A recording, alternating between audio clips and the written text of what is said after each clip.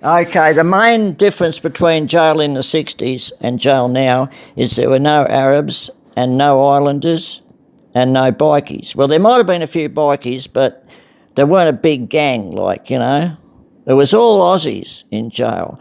There was about 5% were Aborigines and the rest were Aussies. Because Australia had only had Greek and Italian migrants up until then. There weren't many people coming from Arab countries or the Pacific regularly, so jails were full of Aussies. And I said before it was a red, white and blue striped shirt up and down, but it was grey, but woven into the grey were these 3 red, white and blue stripes going up and down. And I said before there was a library in the bay, but if there was, I was wrong because I never saw one. But I borrowed a few books off blokes, so there might have been a library somewhere there. And our cotton uniform was a bit like a denim jacket, but it was more baggy and made of greyish blue cloth. And our number was stencilled on our jacket at the front and our jacket at the back. And my number, I think, was 4358. There was only 4 numbers back then. Everyone had to shave. Everyone had to be clean shaven or you'd get punishment of some sort. I don't know what punishment because I shaved. And in the days when there were buckets to shit in the cell, I guess not many people shit in the cell because, they probably saved it until they went to the yard. Because in the yard there was toilets, but the toilets had no seat, it was plain porcelain. And there was a 3-foot wall in front of it and was sort of out in the open. And pervs could look at you having a bog in the yard. There was no privacy. And the toilet paper was smooth on one side and rough on the other side that you wipe with. It wasn't like modern day toilet paper. It was sort of smooth on one side, like writing paper, but the other side was a bit rough. So it was pretty shithouse paper. There was no coffee. That's the worst thing.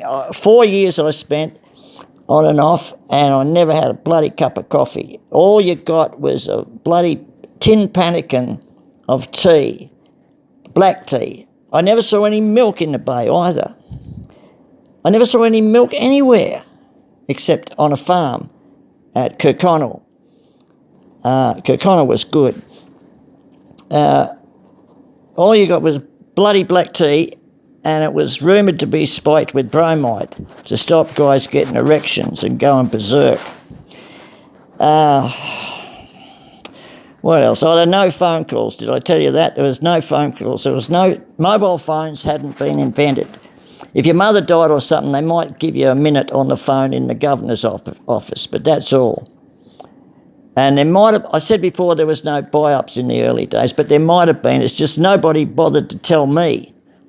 I didn't have any bloody money in me property anyway. I think if you had money in your kick when you came in, you could buy stuff. But, it might have been a candy bar or a bloody tin of Milo or something petty, a bag of lollies. There was very small choice. I remember Crims moaning about that.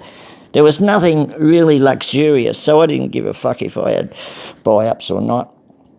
And once a week, the sweeper, that's a bloke that helps out around the wing. They're sort of given a job where they sweep the joint and polish it with a dolly broom. Always the floors had to be polished. And it was bloody dangerous. We had these big boots, and the boots were quite slippery leather. So when you went up the slippery steel stairs in your boots, you had to bloody keep your balance because the bloody stairs were slippery. And some of the cells, I think there was only, in the bay, in the boys' yard, there was only the bottom row of cells and a row of cells on top. There was no next level up, like, so you didn't have to climb very far. Once a week we got a block of cheddar cheese, did I tell you that? And brown sugar. Brown sugar, we never saw white sugar. Any jail I was in, it was always brown sugar. And payday was Thursdays. And everybody, but on Tuesday and Wednesday, people started running out of tobacco.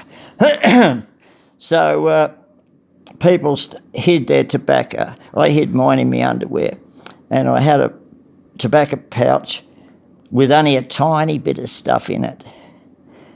And if someone bit me for a fag or a cigarette, I would say, oh, look, only got shrapnel left. That's what we called the rubbish, shrapnel.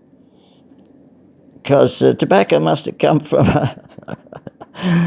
the worst tobacco in the factories, must have sold it to the government and they gave it to us. But it was very nice of them to give us 2 ounces every week. In Adelaide, and the tobacco came in red and white striped packets. It wasn't like Drum or some other brand, it was red and white striped packets. And I heard that people in nut houses got exactly the same packet of tobacco. And in Adelaide, at Yatala, there was a rock quarry. You know, if blokes played up, they got punishment, or maybe they volunteered, I don't know, to build their muscles. They got sent to the rock quarry.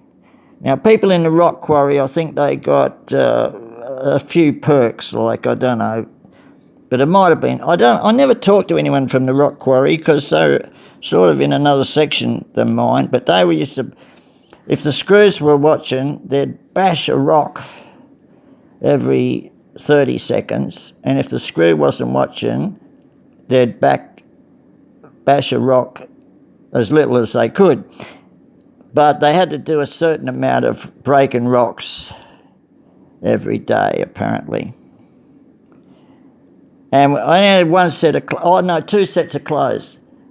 We had two, and once a week, or once every 2 weeks, I don't remember, we had to throw all our one set of clothes into a pile. Everybody threw their clothes into a pile. You couldn't keep the same clothes all the time, not unless you were a real smart ass and you knew somebody.